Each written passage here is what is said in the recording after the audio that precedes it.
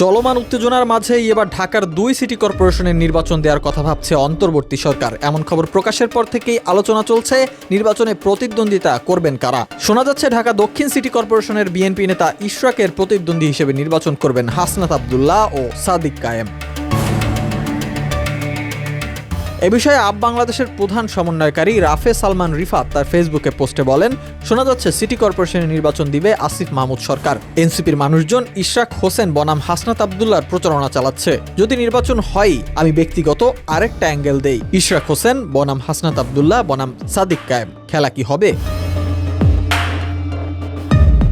ইশরাক হোসেন ও হাসনাত আব্দুল্লাহকে নিয়ে কথা বলেন এনসিপি জাতীয় যুব শক্তির আহ্বায়ক তরিকুল ইসলাম। ফেসবুকে দেয়া এক স্ট্যাটাসে তিনি লেখেন, বিএনপি নেতা ইশরাক হোসেন গত ৭ দিনে ঢাকা শহরে যে নাগরিক দুর্ভোগ সৃষ্টি করে রাজনৈতিক অপরিপক্কতার পরিচয় দিয়েছেন, তাতে যদি ডিএসসিসি নির্বাচন হয়, সেখানে হাসনাত আব্দুল্লাহ যদি প্রতিদ্বন্দ্বিতা করেন, তাহলে ইশরাক হোসেনের জামানত বাজেয়াপ্ত হতে পারে।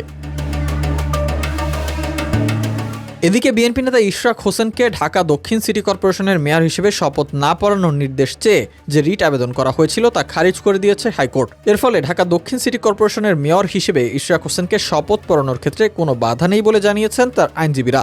তবে এই খারিজ আবেদনের বিরুদ্ধে আপিল বিভাগে আবেদন করার কথা জানিয়েছে রিটকারী পক্ষের আইনজীবী।